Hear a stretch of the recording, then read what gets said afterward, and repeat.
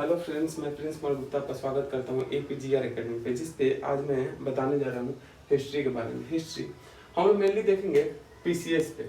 PCS में BPSC और all exam के लिए है। वैसे लोअर PCS आप लोग देख लो, ARO, RO, UP PCS, JPSC, तो इस बेस पे हम लोग चलेंगे। हिस्ट्री बहुत ही विस्तार में है, तो इसलिए हम लोगों ने कोई भी बुक होता है, कोई भी बुक ले लो आप, तो कोई भी बुक होता है तो उसको चैप्टर वाइज में बांट देते हैं। क्यों? क्योंकि इजीली समझ में आ जाएगा। इसीलिए हम लोगों ने भी क्या किया कि हिस्ट्री को 3 पार्ट में बांट दिया। हिस्ट्री में एंशिएंट हिस्ट्री को बांट दिया, मेडिवल हिस्ट्री और मॉडर्न हिस्ट्री। एंशिएंट हिस्ट्री मतलब कि प्राचीन इतिहास, मध्यकालीन इतिहास यानी कि मेडिवल हिस्ट्री, और आधुनिक भारत, आधुनिक इतिहास यानी कि मॉडर्न हिस्ट्री। मॉडर्न हिस्ट्री अब देखो, आपको मॉडर्न हिस्ट्री से अच्छा खासा वेटेज है इसका। देखो यहाँ पे कि अगर मान लो कि प्री जो है, प्री बीपीएससी प्री, हम लोग मेनली फोकस करेंगे बीपीएससी पे। बीपीएससी प्री जो 150 मार्क्स का आता है, 150 मार्क्स में 40 मार्क्स का केवल आपका एवरेज देखा जाए तो इससे पूछा जाता है, हिस्ट्री से 40 मार्क्स का हिस्ट्री से पूछा जाता है। लेट कर लेते हैं 40 मार्क्स से पूछा जाता है, 35 टू 40 मार्क्स का आता है। यहाँ से 35 टू 40 मार्क्स का आता है, यहाँ पे 35 टू 40 मार्क्स का आता है एवरेज देखा जाए तो। अब देखो यहाँ पे जो इसका वेटेज है ना, यहाँ पे एंशिएंट हिस्ट्री, मिडिवल हिस्ट्री का यहाँ पे 10 नंबर का पूछा जाता है, 10 मार्क्स का आता है। बाकी 30 मार्क्स का कहाँ से आएगा? तो मॉडर्न हिस्ट्री से आएगा। तो देख रहे हो मॉडर्न हिस्ट्री का वेटेज कितना है। हम लोग देखेंगे यहाँ पे सबसे पहले एंशिएंट को देखेंगे क्योंकि ये जल्दी जल्दी खत्म हो जाएगा। उसके बाद मॉडर्न पे आएंगे, तो मॉडर्न को विस्तार में देखेंगे, अच्छे से देखेंगे, एक भी क्वेश्चन छूटेगा नहीं। सारा प्रीवियस ईयर क्वेश्चन यहाँ पे हम लोग करेंगे, ठीक है। तो यहाँ पे हम लोग देखते हैं, सबसे पहले यहाँ पे हम लोग फ्लो चार्ट देखते हैं। सबसे पहले हम लोग फ्लो चार्ट देखते हैं कि ये फ्लो चार्ट में क्या मैंने बता रखा है। देखो यहाँ पे सबसे पहले हिस्ट्री जो है विस्तार में है, बहुत ही विस्तार में है, यानी बहुत ही ब्रॉड में है। इसको 3 पार्ट में बांट दिया गया है कि इजीली समझ में आने के लिए कि एंशिएंट हिस्ट्री, मेडिवल हिस्ट्री और मॉडर्न हिस्ट्री, प्राचीन इतिहास, मध्यकालीन इतिहास और आधुनिक इतिहास। अब प्राचीन इतिहास को हम लोग देखेंगे कि अगेन 3 पार्ट में बांट दिया जाएगा कि प्राग ऐतिहासिक काल यानी प्री हिस्टोरिक पीरियड, आद ऐतिहासिक काल यानी कि प्रोटो हिस्टोरिक पीरियड, और ऐतिहासिक काल यानी कि हिस्टोरिक पीरियड। देखो 3 पार्ट में बांट दिया गया इसको। अब देखो यहाँ पे प्राग ऐतिहासिक काल को हम लोग पाषाण काल भी बोलते हैं, पाषाण काल भी बोलते हैं। पाषाण काल यानी कि स्टोन एज, पाषाण काल यानी कि स्टोन एज बोला जाता है इसको, प्राग ऐतिहासिक काल को। स्टोन, इसके अंदर स्टोन एज आता है, मतलब कि पाषाण काल को आप बोल सकते हो क्या? तो प्राग ऐतिहासिक काल यानी प्री हिस्टोरिक पीरियड। अब पाषाण काल जो है वो भी अगेन 3 पार्ट में बांट दिया जाएगा, यानी प्राग ऐतिहासिक काल भी 3 पार्ट में बांट दिया जाएगा। पैलियोलिथिक एज, मेसोलिथिक एज और नियोलिथिक एज। पूरा पाषाण काल, मध्य पाषाण काल और नव पाषाण काल, यानी कि पैलियोलिथिक एज यानी कि पूरा पाषाण काल, मेसोलिथिक एज यानी कि मध्य पाषाण काल, नियोलिथिक एज यानी कि नव पाषाण काल।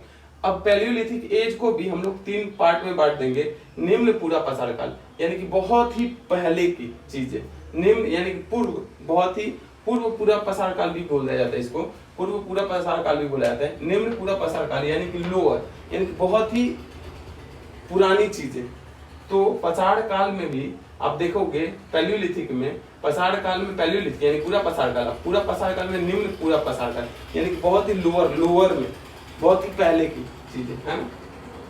तो यहाँ पे देखें हम लोग पूरा पाषाण काल, लोअर पैलियोलिथिक एज, मध्य पाषाण काल यानी कि मिडिल पैलियोलिथिक एज और उच्च पाषाण काल यानी कि अपर पैलियोलिथिक एज। हम लोग 3 पार्ट में बांट दिए इसको, ठीक है। अगेन देखेंगे हम लोग कि यहाँ पे ये इतना फ्लो चार्ट मैंने बता रखा है, तो इसको समझने के लिए बहुत ही इजी वे है, समझने के लिए बहुत ही इजी से समझ में आ जाएगा सारा, ठीक है। आपको याद करने की जरूरत नहीं है, सारा याद होता जाएगा। कौन क्या क्यों पूरा पाषाण काल बोला जाता है, क्यों प्राग ऐतिहासिक काल बोला जाता है, क्यों आद ऐतिहासिक काल बोला जाता है, क्यों ऐतिहासिक काल बोला जाता है, इसमें क्या चीजें आते हैं, इसमें क्या चीज, तो आपको सारा समझ में आए। बहुत ही क्रोनोलॉजिकल ऑर्डर में हम लोग चलेंगे, बहुत ही सीमित चीजें पढ़ेंगे, ठीक है। बहुत ही अच्छे से पढ़ेंगे। यहाँ पे प्रीवियस ईयर क्वेश्चन में क्या क्या चीजें पूछा जाता है, क्या नहीं पूछा जाता है, उस पे हम लोग देखेंगे कि जब धरती आग का गोला था तब से लेकर के और अभी तक का, मतलब अभी तक का कितना, तो इसका टाइम पीरियड मैं बता रहा हूँ। देखो एंशिएंट हिस्ट्री हम लोग पढ़ने जा रहे हैं। एंशिएंट हिस्ट्री का टाइम पीरियड होता है कि 20 लाख से लेकर के और 800 AD तक, 800 AD तक, 20 लाख से लेकर के 800 AD तक। 20 लाख ही क्यों लिया गया? उससे पहले भी चीजें हुआ करती थी, तो 20 लाख ही क्यों लिया गया, यानी 20 लाख क्यों लिया गया? तो इससे पहले भी चीजें हुआ करती थी, उसको भी हम लोग देखेंगे, और वहां से भी ये क्वेश्चन पूछा जाता है, उसको भी हम लोग देखेंगे। ठीक है, 20 मतलब कि 20 लाख BC से लेकर के 20 लाख BC से लेकर के और 800 AD तक। देखो चीजों को समझो, यहाँ 20 लाख बोला गया, यानी कि यहाँ पे कुछ चीजें हुए होंगे, यहाँ पे इन्वेंट होगा क्या, तो यहाँ पे प्रेजेंट हो जाएंगे ह्यूमन। जब ह्यूमन प्रेजेंट होंगे उसके बाद की चीजें हम लोग पढ़ेंगे, उससे लेकर के और 800 तक। अब देखो यहाँ पे 20 लाख से लेकर के 800 AD तक।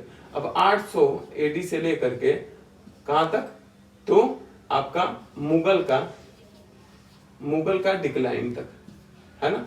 अब मुगल डिक्लाइन से लेकर के कहां तक का, 1947, जब आजाद हो जाएगा इंडिया, वहां तक का हम लोग पढ़ेंगे। देखो यहाँ पे मुगल डिक्लाइन से लेकर के 1947, यहाँ पे 800 से लेकर के मुगल के डिक्लाइन तक, यहाँ पे 20 लाख BC से लेकर के 800 AD तक। सबसे पहले चीजें को हम लोग समझते हैं कि AD और BC में क्या डिफरेंस है।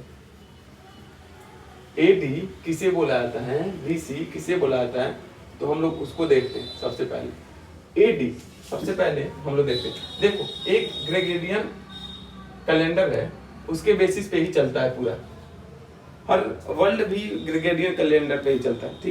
ठीक है, तो यहाँ पे ईसा मसीह का जब बर्थ होता है, बर्थ ऑफ क्राइस्ट होता है, यानी कि ईसा मसीह का जन्म होता है, वहां से पहले की चीजों को हम लोग बोलते हैं BC।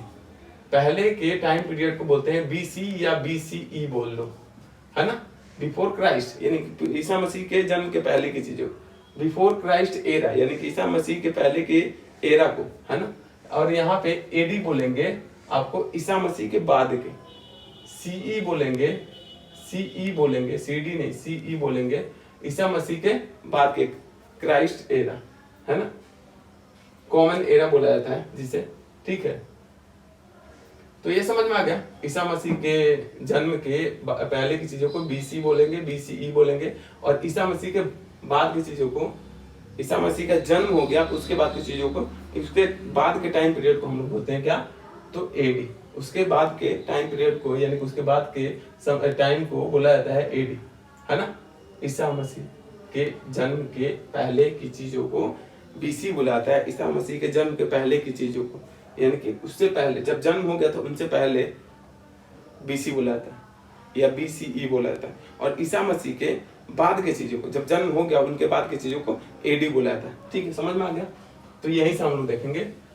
चलो ठीक है, अभी हम लोग यहीं तक पढ़ते हैं, उसके बाद मैं बताऊंगा। ठीक है, जब अर्थ आग का गोला था वहां से लेकर के तब हमारी कहानी स्टार्ट होगी।